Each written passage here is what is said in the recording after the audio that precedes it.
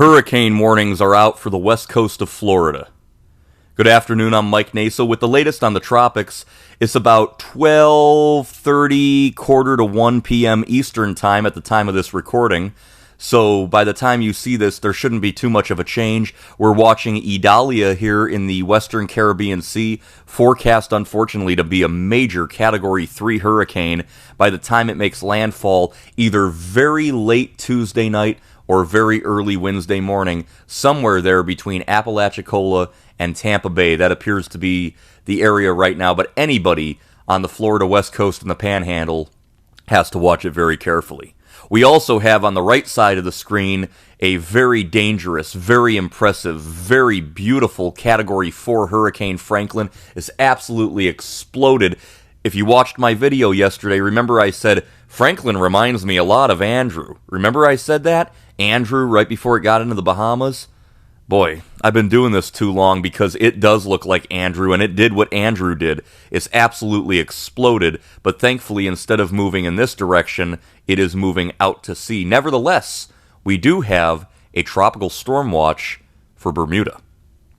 Now, here's the latest on Tropical Storm Idalia as of 10 a.m. Central Time, 11 a.m. Eastern. Idalia was at 20.8 north, 85.2 west, winds of 65. It strengthened last night. Around midnight, 1 a.m., 2 a.m., it was really bursting. And I was watching it, thought it was going to become a hurricane, but then it kind of leveled off. The motion was stationary yesterday, but look at this, north at 8. So it's accelerating, it's starting to move, and this should take it quickly into the Gulf of Mexico and then even more quickly towards the west coast of Florida. We do have hurricane warnings in effect for the western tip of Cuba, as well as the coastline of Florida. I'm going to go over the warnings right now. We have a storm surge warning in effect from Inglewood northward to the Ochlockonee River, including Tampa Bay. We have a hurricane warning for the Cuban province of Pinar del Rio. That's the western tip of Cuba. And we have a hurricane warning for the middle of Longboat Key northward to the Ochlockonee River, and that includes Tampa Bay. So you guys in that area are under a hurricane warning. We also have a tropical storm warning for the Yucatan Peninsula, including Cozumel, the Isle of Youth in Cuba, western Cuba, the Dry Tortugas, and then from Chokoloskee northward to the middle of Longboat Key, and from west of the Ochlockonee River westward to Indian Pass. So on each side of the hurricane warning, we have that tropical storm warning as well. We also have a hurricane watch from Inglewood to the middle of Longboat Key and west of the Ochlockonee River westward to Indian Pass. So that's pretty much in the similar area to the tropical storm warning. Again, watch this very carefully. We do have a tropical storm watch for the lower Florida Keys, west of the west end of the 7 Mile Bridge, and then from Sebastian Inlet, Florida, northward to the Altamaha Sound in Georgia. So remember, this hurricane will pass across and bring tropical storm conditions to the other side. Here's the satellite imagery. This is a beautiful image. It's a true color visible image, and it's bursting. It's obviously dealing with some problems on its northern side still. Yesterday, remember, this is kind of flat. See that? That line I drew? It's kind of flat there, and that's not allowing it to really expand and fan out on its northern and northwest side. It's been dealing with a little bit of shear, a little bit of organizational problems. However, not enough to keep it from becoming a strong tropical storm. It should either move over or very close to the western tip of Cuba into the Gulf and become a hurricane. Here are the models and the computer model guidance as of 12Z. They're pretty tightly clustered. They're saying it's going to come in between Apalachicola and Horseshoe Beach, somewhere here in the Big Bend. It's rare that a hurricane hits that area. They get hit, but not that frequently, and certainly not by major hurricanes. And we're seeing, some models trending to the right, some to the left, but they seem in pretty tight agreement right now that it's going to make landfall somewhere in the Big Bend area. Now, the storm surge in that area is very susceptible to high surges. So in this region here, 7 to 11 feet, and then further south, 6 to 9. If you're in Tampa Bay, 4 to 7 right now. But remember, if it comes in just north of Tampa, you guys will be in the right side with that onshore flow. Last year, areas where the hurricane hit, Hurricane Ian last year, it made landfall in Charlotte Harbor. So with the counterclockwise flow around the hurricane, you had offshore winds in Tampa. Remember, you get those weird videos of the reverse surge where it all moves out of Tampa Bay? Don't get, thinking that this is going to happen every time a hurricane's nearby, because if this thing goes here near the Suwannee River area, let's say, or Cedar Key, it will bring a surge right into Tampa Bay. Hopefully, it wouldn't be as high as areas further north, but anybody in that storm surge advisory area needs to be looking over what they're going to do and where they would go if water gets high. The flood risk is getting higher and higher as the rainfall will move through. This is going to go into Georgia, South Carolina, North Carolina. We'll see the track of Idalia go somewhere like that, and that's why it's going to bring moisture to most of the southeastern United States. Coffee break, sorry. The key messages for Idalia: number 1, there is a danger of life-threatening storm surge inundation along the Florida Gulf Coast. They have that storm surge warning in effect. That includes Tampa Bay and the Big Bend, 7 to 11 feet. Like I said, that is a lot of water with crashing waves on top of it.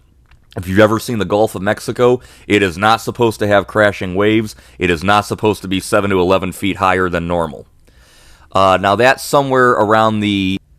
I'm not going to pronounce that. That's ridiculous. The Chajahawiska and Alucia River. I'll pick the Suwannee River. That's nearby. How about that? I could say that one. I can't say this one. These names, I'm telling you, this is a real... The Steinhatchee River, the Chajahawiska River, all of those areas in the Big Bend. Residents in these areas should follow any advice that is given by local officials. We also expect hurricane conditions in that hurricane warning area, the potential for destructive winds. Wherever that core of Idalia moves onshore, those will spread inland and across portions of North Florida near the track of the center. We have the risk of areas of flash and urban flooding that could be locally significant. That's along the west coast of Florida, the Panhandle, and into Georgia Tuesday and Wednesday, and then the Carolinas Wednesday into Thursday. So all week is going to be a big problem here in the southeast. And finally, hurricane-force winds across western Cuba later today and early on Tuesday. Heavy rainfall is also expected, and that could cause areas of flash and urban flooding as well as landslides across western Cuba. So again, a very potent system.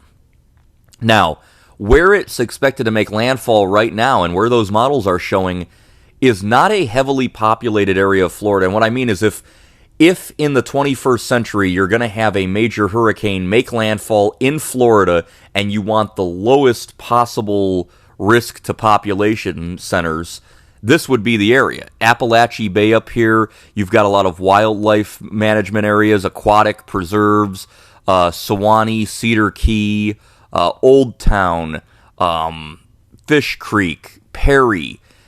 They're cities, they have populations, but they're somewhere between the very heavily populated Panhandle and then once you get to Tarpon Springs and Tampa South.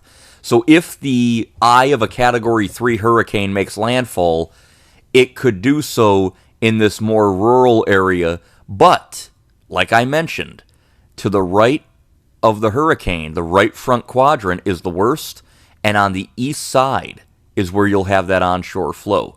So if the center makes landfall at Cedar Key, you could have water rises in Clearwater, St. Pete, and Tampa. So that's why everybody in those warning areas needs to listen to local officials. I know the governor of Florida declared an emergency a couple of days ago to try and be ahead of the game. Just hunker down, listen to your local officials. But again, much more population here and much more population here. So if it is going to make landfall, there ain't much between Steinhatchee River and Cedar Key. There ain't much between Cedar Key and Crystal River, okay? Not much. If I zoom in here, I know people are going to say, hey, Mike, I live in Horseshoe Beach, go screw yourself. But I'm telling you guys, I'm serious. I mean, there's exceptions to every rule, but they only go to prove the rule. So we're going to see, because if any models trend to the right, it could be a lot worse for more populated areas, and the same thing if they trend to the left. up here in the Big Bend Panhandle region up there. So we're going to watch all of this very carefully. The wind shear is still a little bit there on the northern side. The anticyclone, which is high pressure aloft, very favorable when it's over the top of a storm that's moving counterclockwise. That's kind of over the Yucatan. It's displaced to the west of Idalia.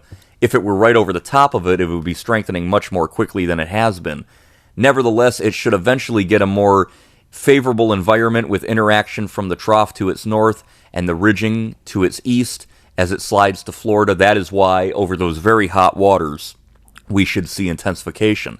In contrast to Idalia getting a little bit of wind shear, we have a very favorable pattern over Franklin, and that has allowed Hurricane Franklin to absolutely explode. As of 11 a.m. Eastern Time, Franklin was at 27.8 north, 71.0 west, winds up to 145 miles per hour. It is a very strong Category 4 hurricane moving north at 9.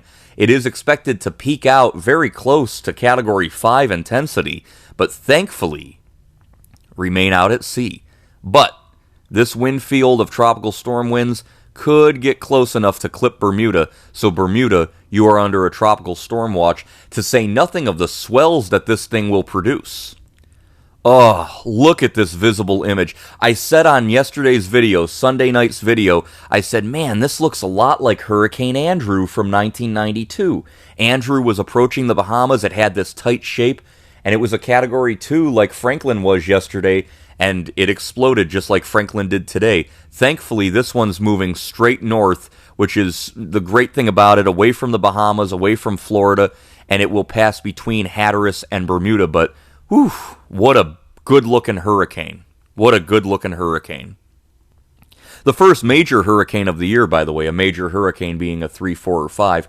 Idalia, forecast to be a Category 3, will be the second. So it looks like by Labor Day weekend, we should have already knocked out 2 major hurricanes. And remember, the predictions were, despite the El Nino, we were going to have a good burst of activity, and we're having it. The key messages for Hurricane Franklin: tropical storm conditions possible on Bermuda beginning Wednesday morning, and that should be when it's closest to the island. And then we have life-threatening surf and rip currents along the southeastern U.S. That's going to be a big issue. I mean, this thing's going to propagate swells all along areas there of the East Coast, Atlantic Canada, and Bermuda, so it's going to be very, very dangerous with the surf and rip currents. Remember, if you get caught in a rip current, don't swim back into the beach. Swim up the beach, down the beach, let it take you out a little bit, but don't swim against it into the surf. That'll kill you. My best advice is to stay out of the water, especially when it gets rough with a Category 4 hurricane roaring between areas of the Bahamas and Bermuda. Here's a beautiful infrared satellite imagery of Idalia here on your lower left, and obviously Hurricane Franklin. Franklin is so impressive. Can you imagine if there was high pressure building in right now and Franklin was going to turn back to the west? Oh my goodness. We saw that with Andrew in 92. Be thankful of this trough. This developing trough weakening the ridging.